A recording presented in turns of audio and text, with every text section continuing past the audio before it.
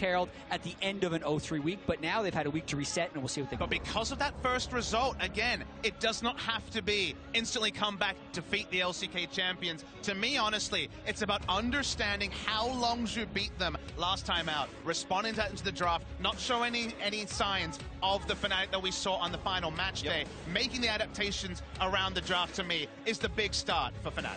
Let's see what they can do right now. They're doing the prime standard. You ban away Kalista first round red side, as everyone so wants to do. 26 out of 26 red side. Yeah. And I think there's only been one time the Grid has not been first banned. Why is no one talking about the Kalista meta? Yeah, well, because she's not getting played at all. Every game, red side. Yeah, it's like people realize that laning dominant bot laners tend to win lane against Kog'Maw. I'm getting off the topic of it here, but yeah, Janna off the table as well. Fnatic hoping they can get Rakan for Jess, as he loves to play the playmakers. I'm sure he'd want that for himself. One funnel ban per side now. See what slips through, because there are some power picks still available. Jungle Pool was very targeted in our first game. Longzhu's final ban, actually, interestingly, a Gnar ban as the final ban. Yeah, you always wonder in situations like this when Fnatic is red side, who will they actually give their counter pick to? During most of the regular season, they could do it for Caps in the mid lane, but not here. This is almost forcing them into a Lulu first pick with those two support bans. I am surprised to see Rakan banned away. I know Jessus loves the champ, but their strategy is to force the Lulu first pick and get a counter pick somewhere else. We'll see what they get out of this red side first phase, because this should be what makes the draft. And I don't think you have to be terrified about Longzhu locking in Lulu. Sure, it is Lulu without the cleanest of answers in terms of Worlds 2017 support pool, but Gorilla has always looked best on proactive supports. In spring season, when it was a different meta, when it was Zyra Lulu, honestly, Gorilla had a very down split. So sure, it's a power pick, but it's not necessarily a Longzhu power pick. Yeah, and some of these power picks have been slightly less effective than others, and what's going over to Longzhu here, specifically if they lock in the Sejuani, were two of the highest priority going into the tournament, but have fallen slightly. A lot of teams are prioritizing Gragas over Sejuani and Janna over Lulu, so it's actually pretty rare that you see these three picks actually on the same team in the Lulu, the Sejuani, and the Kog'Maw. And some of it is Broxton playing his own style. His picks so far this tournament have been Elise, Lee Sin, okay, one Sejuani game, but now the Rek'Sai. He's only played one Cinderhold champion so far the entire tournament, or at least in the group stage, I should say, in the main phase here. So he's playing to his style. They're going to get the Cinder the mid lane, more early pressure. But I'm getting a bit giddy because, you know, when you think of League catch-all terms, Juggermore became one of them. It was actually Prey and Gorilla that developed Juggermore on the Rocks Tigers now many years ago. So seeing Lulu Corp, always the core tenet of that particular combination, makes you smile. It may not have been 2017 success on the Lulu, but anytime you give resources to Prey, this guy's God. And I wonder if this is the moment where we see another team try and speed up the game.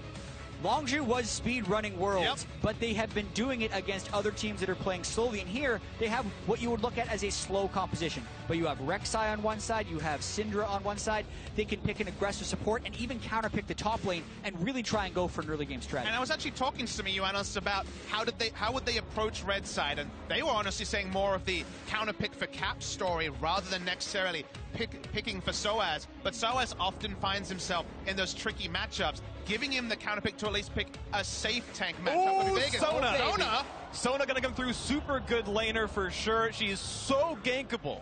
Oh yes. But the landing phase is great. Incredibly gankable, can do a bunch of damage in lane, and can also be very good late game. And we were talking about That's more like who else we would see for Ardent Censor if too many supports started seeing bans. Sona was in that conversation. And will we see Khan's Jace? I think it's likely. It's the sort of pick that basically wins every tank matchup. It will be locked in. This guy solo brought up the world top lane Jace win rate by a massive amount. He went on a huge tear, 10-1, 11-1. This guy is excellent at Jace. And now suddenly the counter pick, finding a pick that's in Soaz's wheelhouse that does well against Jace, that's pretty tricky. Well, he's going to go for the Renekton onto this one. He is French after all. Renekton is basically their home champion in this case. That or Fiora, if you know the reference, of course. But that's interesting. A blind Jace is still a bit interesting. It is a lot of confidence out of Khan. The easy choice is to just pick a big dumb tank. I mean, heck, toppling Gragas and just wait for whatever the counter pick is. He's going bold, so is SOAS. A lot of it becomes down to the 2v2 in those situations. When you have a Jace, you can pressure the lane so hard, and if Cuz is there, sometimes the 2v2 becomes unwinnable for the opposition side. So SOAS and Broxa have to be very creative if they want to shut down Khan. But they have to know what the plan is from Longzhu. This is basically the core tenets of their game plan. A comp that plays very well around topside. First sign the Jace took till second week, but I think the preparation around it should be basically copy-paste from their excellent LCK sum. Absolutely agree. So we're getting ourselves into the second game of the day. We'll see more from both these teams further on. Longzhu, their goal is to speed run through Worlds, be the fastest team to 6-0 their group stage of Worlds history. They're on pace for that so far if they can keep the results going. Fnatic hoping to stay alive on this one. Yeah, they have the Kog'Maw Lulu. They also have the Jace, so signature picks across the top and the bottom of the map. They took power, whereas Fnatic seemed to be a little bit more specific about what they were looking for from the job. They've left a lot open. Power to a Korean team is a scary proposition. We've seen Reckless's Twitch, though, be so incredible as well. Nearly won that game against Immortals. We'll see what happens here on this one as we get ourselves onto the Rift.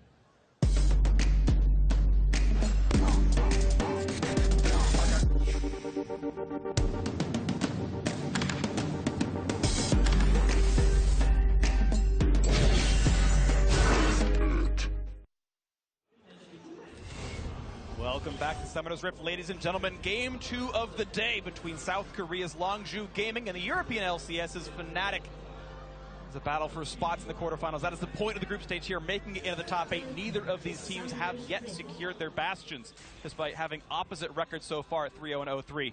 See what comes into this one. Exactly, polar opposites during week 1. The fastest game we have seen of Worlds 2017 was the last time Longzhu and Fnatic played against each other. 20 minutes, 52 seconds, the third fastest game in Worlds history. And you have to think for these 5 players of Fnatic, it's etched in their mind, burned in their mind, even with the dancing Rift Herald and not even 21 minutes on the clock. But this has kind of become the storyline of World. Longzhu do Worlds quick. Longzhu right now started at 30 minutes, 30 minutes for the first game, but it's getting shorter, Jatton. I don't know how much shorter it can get. That's a worrying thing to think about. Yeah, not much. And you've also had a week to reset. So here you have to see whether the Fnatic implosion that it seemed like we were witnessing on Twitter had a huge lasting effect, or whether they've been able to refocus their strategy. When I look at the draft, it does feel refocused to me. They have a lot of CC, they have lanes they can play around, and they even have a late game strategy with Sona healing up the Jace poke, but they have to be able to execute in the early game and hold on. And that's why I'm excited to get more data on what does some of these other supports look like in bot lane that can use Ardent Sensor. Sona and Soraka, for example, are ones that we were thinking about. Sona very, very strong in lane, harassing, but the gank ability, that's going to be a problem. Speaking of strong in lane, Caps took 2 of the small Raptors from the initial leash. He will get level 2 on the first wave and be able to fight BDD. Yeah, 2 small Raptors is the max amount you can give over as a jungler while still hitting level 4 off a 5 camp clear. So you don't necessarily hit the level 2 immediately, but you still can get there. My eyes are on Cuz a lot in this early game because traditionally play around the Jace, play around the top side. Where he goes first will be very interesting. You want to be there to take down Jeds who will get very low, will be trying to harass, will be likely to overextend, but also snowballing tops, whether it's a fast gank top into a bot lane focus or whether he's going to shift between those 2 lanes. There's a lot of options for Cuz, and we usually don't have the microscope on his individual decision making because there's a lot of strong voices on Longzhu. And listen, the Broxa jungle path is not pathing towards topside, but the Cuz is. It was a very standard red to blue to Grom Sejuani gank, but the ward has spotted them out. They at least see him coming mid. Caps is looking for a counter gank. Stunned to BDD, the flash knock him is there. Do they have the damage up? But he's down. Summoners already. One more shot will do him in, and first blood comes through to Broxa. Trade kill, of course, coming across now, and Caps has to run away from Cuz. Red buff is on, though. He can kill him. Yeah, he's got cleanse, but no flash, so we can get away from the stun. He's going to have to burn that here. Gets away. Make sure he cleanses before the explosion happens. Also, BDD's first death of Worlds. There is a question of would he die in group stage. Fnatic ganks him early. And that means only Ming is deathless. Will be playing later in the week, but only a few minutes. The first game of week 2. BDD falls down for the first time. Both sides were baiting, but there was an information advantage to Fnatic. When you watch the replay, it's actually off your screen, but in the minimap you can see that Sejuani is seen pathing into mid lane, and that's why huge advantage to Fnatic. Yeah, and potentially over-eager from the side of Broxa. Doesn't even tunnel in before the flash, so then he didn't have any flash when Cuz did arrive. Since he did have the vision advantage, they never really waited for a counter gank. They just went for the quick gank on a BDD. It did get them first blood, but it did trade a kill back. See what this looks like now as we're seeing Khan play aggressively, push Soaz around the map. He's got a 3-farm lead right now. Not a ton of turret damage, but he will at least deny some of the gold here from this Renekton. Check in more as time goes on. You're seeing, yeah, the gold only 90 apart. That'll grow in the future. And up 200 gold. And a lot of people see the top side matchup and remember Sehuni getting slammed by Khan in the finals of the LCK. Remember that was with vertical jungling and a lot of support around top side to allow the denial. Khan doesn't have vision of the enemy red side jungle. It is a Rek'Sai, can be a reliable ganker. So for now, Khan can't play quite as aggressively, deny as many CS he might want to, because the vision is not in place for him to repeat that gameplay. Not easy, but Cuz going to go back to this side of the map. Broxa with a control ward, hoping to take over the river as well. Cuz does the exact same thing and says, I see some vision over here. And Broxa going to juke away, but control ward control goes to Cuz and the rest of Longzhu here. Soaz again shoved out of the lane, and with them kind of having that spat in the jungle, he knows he's safe to do so. And this is what Khan does to people on Jace. He completely bullies them in and forces you to respond. And Broxa has not been able to help Soaz. And at this point, it's too late. There's a huge minion wave for the turret, and any type of all-in would be matched by Cuz in a 2v2. This is what Longzhu does. Sejuani can take the turret, but Khan has no mana. He's got to respect what this could be. Broxa waiting in the wings. He knows they're both under the turret. Soaz feels safe. And with this amount of rage, he can heal up under the turret, no problem. He'll get some of the farm. Stays alive. And it's not a dead Soaz, but now he's finally getting access to CS and sharing experience with his jungler. It's a short. It's not a kill, but still plenty of damage on a Reckless. He's got to be a bit careful. The health bar is running low on this. The chase is on. Out of mana, out of range, but that was a decent trade, and it's going to be the first recall out of Fnatic. If you have some money, they'll be able to afford decent items. Yeah, that lane is splitting so far from a farm perspective, but Fnatic forced into a recall here, so a little bit of that pressure will seed over to Longzhu. That means for him, 1,400 gold recall it was for Reckless & Co., so he's going to have Zeal his first item. It's pretty standard to rush Hurricane at the very beginning. Does mean he floats some gold on the recall, though. Does feel like the early phase of the game is going to be a lot of this. Jungler face-offs on the top side, so at least Brox is playing at least lip service to providing coverage for the top side. Having vision on the enemy jungler is like having a ward around whichever camp he is on, because you know he's there. To me, I'm always interested to see when the transition comes to the first gank on bot side, because vision priority isn't part of the metagame. Sightstone timings are much later. Actually getting cemented vision on the bot side is difficult, and we already said you could choose if you were Cuz, top side or bot side focus. Expect Sona to be very much overextending, and it's a potential kill for whichever side visits bot lane first. And I look at Prey, that is an incredibly early upgrade on Relic Shield. So he has faster sharings on the Targon's Brace, and when he completes the support quest, which will be another 300 gold, he will be getting that shield from the item. So very defensive play there by Longzhu's bot. Summoning Hill for Mooseby. BDD wanted to dodge away from the stuns. He's got Cuz around him nearly as well, and that's still a Summoning Hill down for Broxa, looking for the gank. Right now, this Rek'Sai is down a level 6v5. Cuz has ulti access, but Cactus Cleanse up. There's no target there. A bit more flexibility with build path when you are on Rise and you're not looking for a Rod of Ages timing. If you see a Negatron cloak, probably going to be going away from the Rod of Ages as a first purchase, so at least has the ability to deal with some of the all-ins from Caps. Yeah, he's doing the Abyssal Masquerade. And what I find interesting is Powalter had gone for Rod of Ages in the same matchup. Now the ulti's going to come across. They're going to land it onto Sona. So's going to land a little bit of damage on Reckless, but he's going to try to get away with the camouflage. The slow still landing. He's trying to wait on the flash. He finally does so at the very end. Prey, one more auto won't be enough to kill. Out they go, but a solid trade, and gank means some damage. Yeah, based on the power of those slows, I would have expected Reckless to flash much earlier, but he thought he'd be able to hold on to it. Ends up costing him both.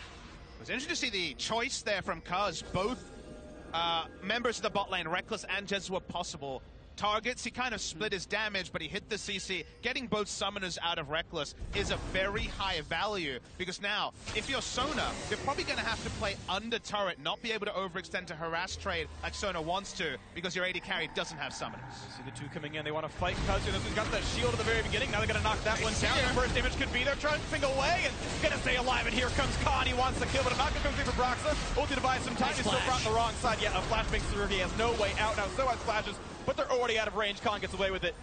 plus 1 kill to Longzhu. Yeah, Khan well ahead of that play on the roam, even though Broxah was in fog. Jess has had his flash, but not for long. A straight up 2-on-2 kill. Of course, the gank burned the summoners, but now the repeat fight is there. That was actually a big mistake from Fnatic's bot lane. They didn't respect the level 6 being hit by Gorilla. It meant that Prey could go wild running in because they would have had the health advantage. So 2v2. Unfortunately, that kind of piles onto what is suddenly a bit of a Longzhu advantage. Yeah, if you're wondering about mentality and tilt as well, those are the killers in these games where you're using your flashes and still falling down. This is a play Fnatic was trying to set up. They have the tremor sense for Cousin BDD, but they don't track the Jace until it's too late. The fight has already started. Not to mention it's incredibly difficult to burst to Sejuani thanks to the pass. And you mentioned the flash. It was smart because at this point, Longzhu knows Soaz is coming. The follow is going to pass through from the Void Assault, from the Rek'Sai ultimate. They know he'll be there. We move to bottom lane, and unfortunately, Jez has walked up too far. And I think it was also a smart move by Longzhu right there, hiding in the brush, knowing they're both level 6, and actually freezing the wave down on the bottom side. So if Jez and Reckless want to hit 6, they're either completely giving up farm or just losing some of the experience when they move up to try and get it, instantly punished by Prey and Gorilla. And the no assist credit goes to Cuz. He does kind of get that advantage for his team again. The summoners being down, a really big deal. First item's already done. Gorilla, sub 10-minute Ardent Sensor, and he's got a long-range marksman to kind of apply that damage with. This is a very strong 2-on-2 right now for Longzhu. And the power spike when it comes to trading is going to be hellish for Reckless and Jez to deal with. The synergy between the on-hit multiplication of the Ginsu Rageblade and the Ardent Sensor is one of the hidden big things why on-hit Varus has become more of a thing. Unfortunately for Reckless, it's just going to kind of build a hurricane and try to disengage, push the wave and lead. Because any sort of standing damage trades are going to be super on the side of Longzhu. And when one lane hits that power spike first, the lane is mostly over. Add that to the fact that there are no flashes on the Fnatic bottom side, and Broxah isn't over there on that side of the jungle. The turret's not even contestable. Fnatic had to move off. And it's one of those multi-step plans. Of course you can invade the blue buff. They can't enter a lane against us with how strong we are. They take a very defensive path to lane, and Reckless and Jez say, well, we need to get out of this 2v2 as fast as possible. They'll be able to hit the map first, but big advantage being piled up around bot side for Longzhu. And the question is, how quickly and effectively can Fnatic answer this? The play when you're getting invaded in the bottom side is to just go over to the top side. Full turret gold going over to Prey. 650 to him. That's going to feel pretty good on this. We'll see what comes next. As this turret's going to take a fair bit of damage. Nice little knockback there. And this turret could go down with one more wave of this kind of pressure, but keep in mind Lulu and Sejuani both joining the fray. And Khan's highlight reel has only grown and outplays with Jace under turrets when multiple members head up top. His first thought was to pull back. He now has the support of his laners. They're not even going to get that standing gold and getting that top lane out of turret.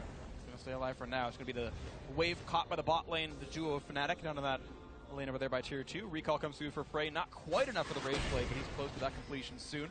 No Drake's picked up yet, but a 2,500 gold lead with Longzhu in heavy control right now. And now, it's all on Fnatic resetting. They realize now they're behind. The game is not over by any means, but this is the part where we can really query, where did Fnatic go? The first game on stage after last week, they've fallen behind. They're starting to feel, of course, at least a modicum of reality and negativity about where they are. This is really where their character can be accurately judged. And I think any gank is acceptable in the fact that all 5 flashes for Longzhu are on cooldown, and there's even still a flash for Cap. So they can go for a play, but they have to commit for it. And the problem is their lanes are not actually in great spots right now. So if Brox is thinking about pathing bottom lane, they're going to lose the turret top. Damage already coming through in this one. 2 different attack speed buffs available for Lulu thanks to Ardent Sensor.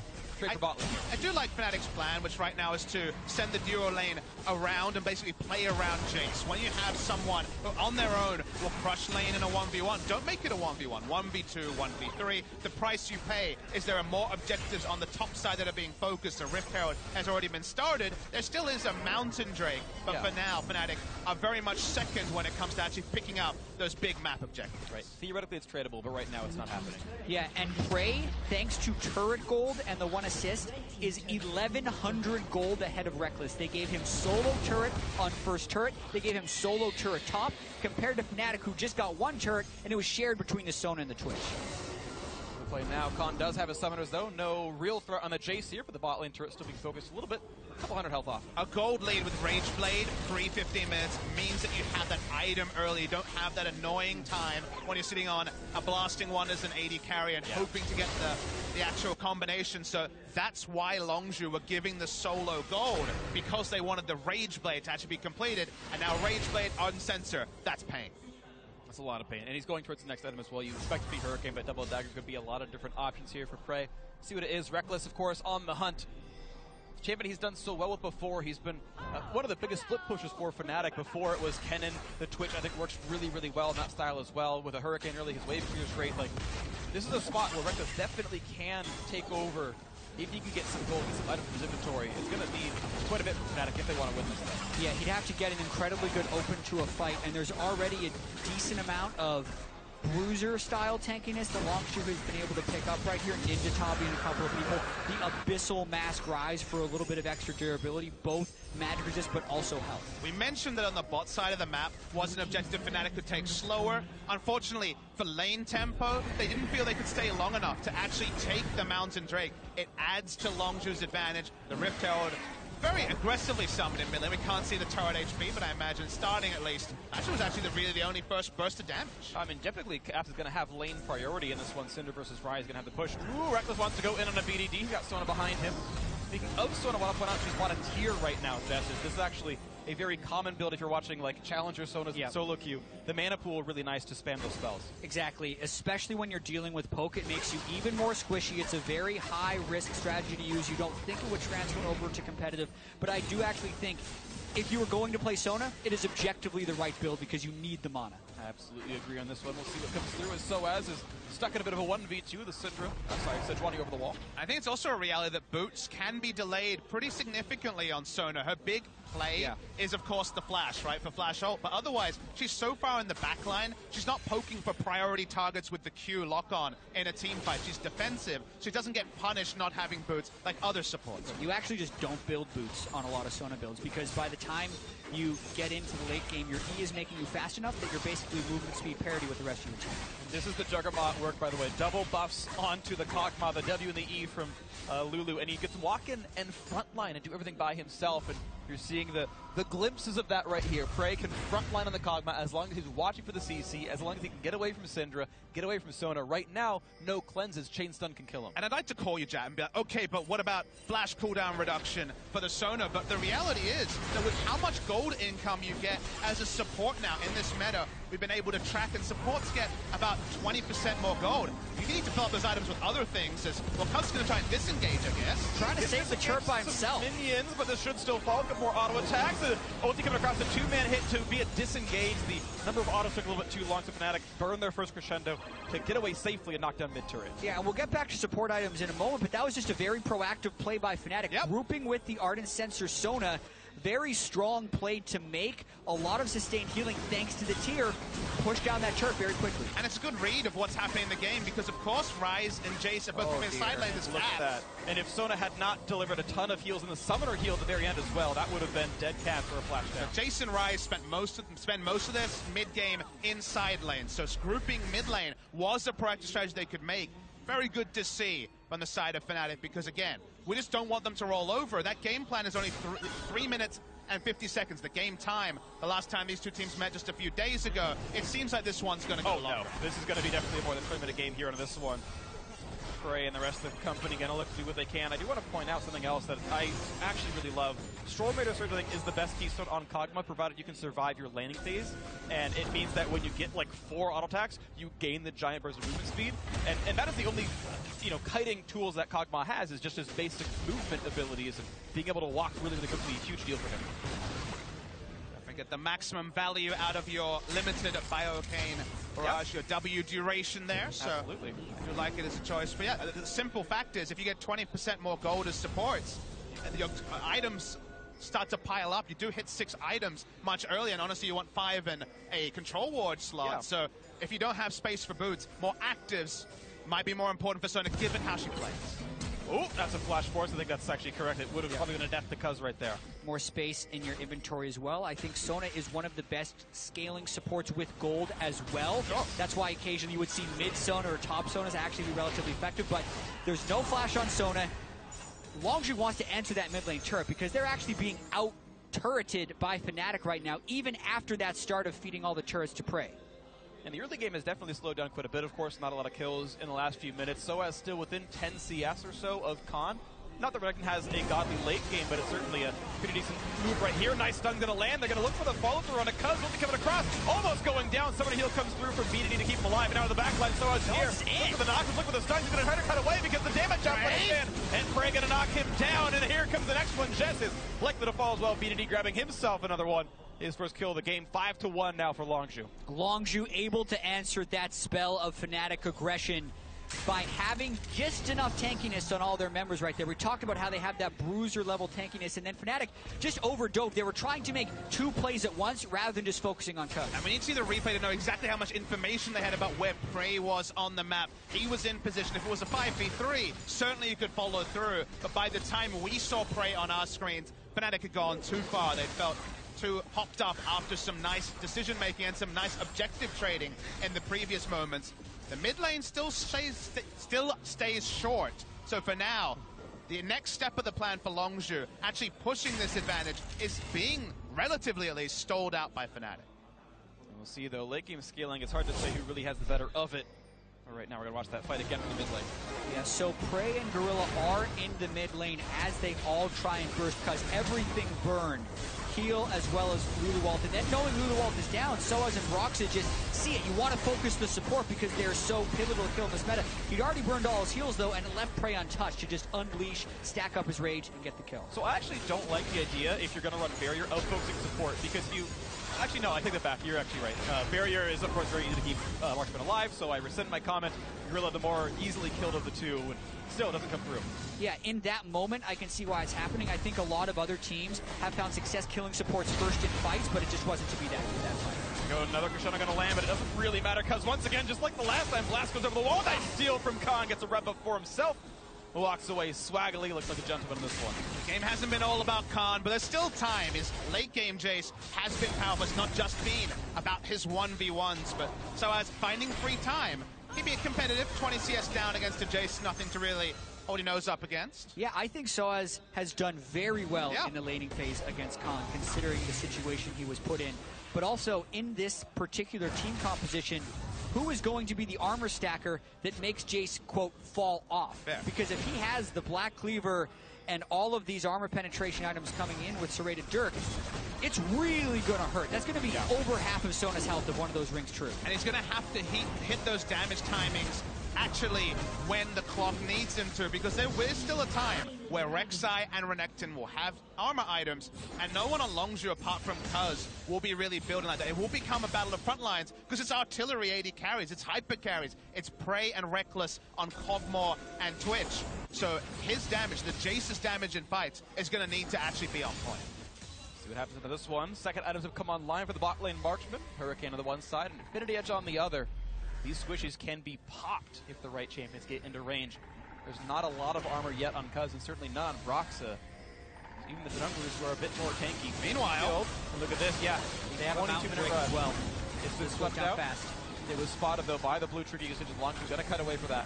Difficult with the Tremor Sense to actually steal a Baron under the nose of Fnatic. So, of course, try it and then try to get a rotation as Khan and SOAS. The red buff gets the knockback out of SOAS. There's a blast code available to him, and he will in fact use that.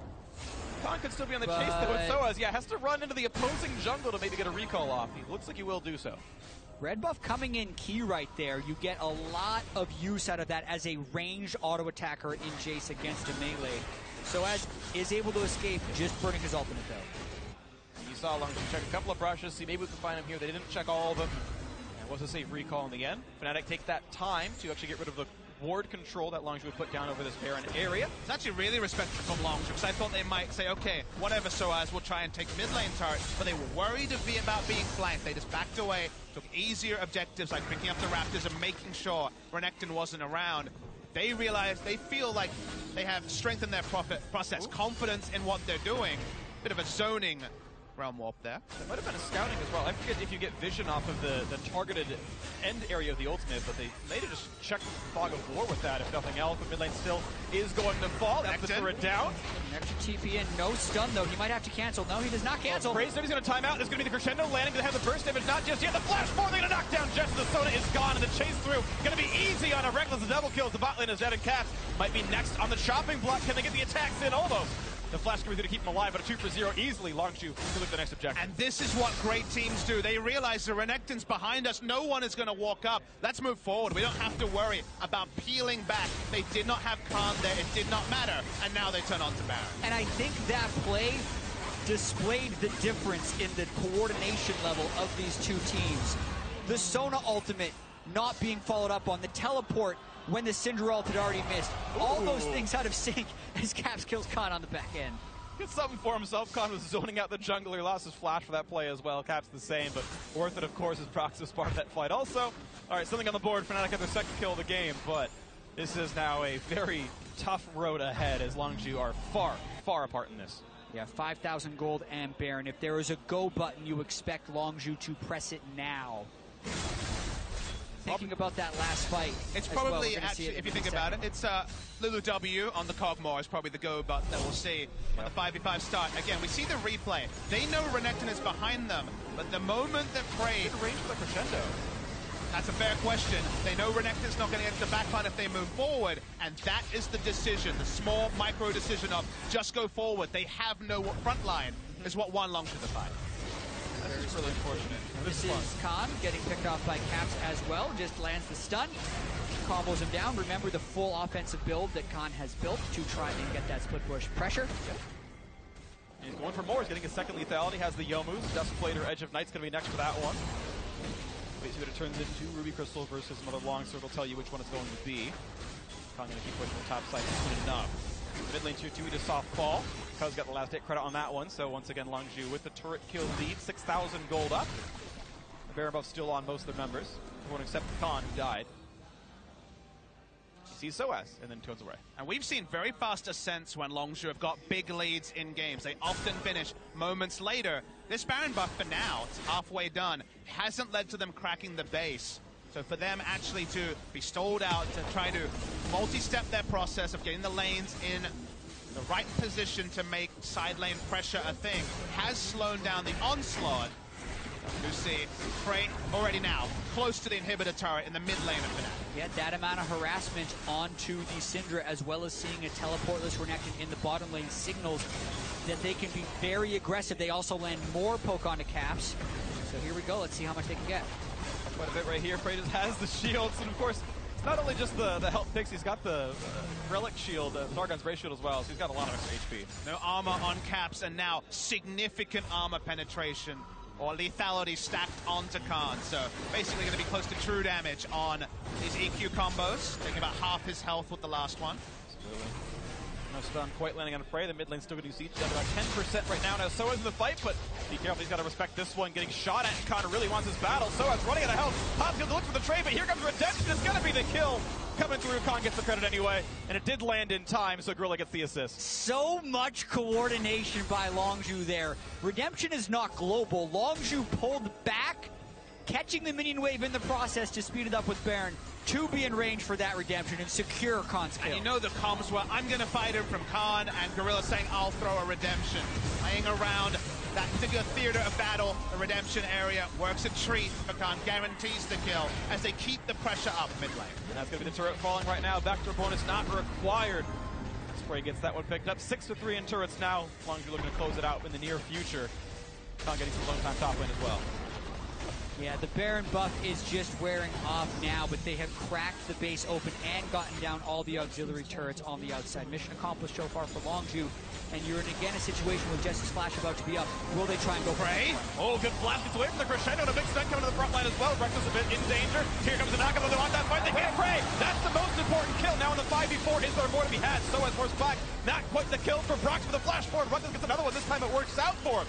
Instead of being a betrayal, 4v3 in this one. Fnatic 4 now have to kite back. Reckless and Co have to wait this out and give away the inhibitor. Prey had the smooth moves in the front line, but did not have the rest of his team there. Notice, however, they may trade down in kills. They do cement the mid lane inhibitor. Certainly wasn't the level of clean we're used to with Longzhu, but you saw the side flash from Prey and you wondered what could be. Yeah, he flashed away from the Sona ultimate, but staying in means he's still in burst range. And that fight, even though Longzhu did take the inhibitor, does kind of show that Fnatic has or had opportunity in this game with this team composition. They have a large amount of single target burst to potentially take down a Kog'Maw if he wants to be in the front line. And the open here from Fnatic is actually pretty good, seeing Jace over in the side.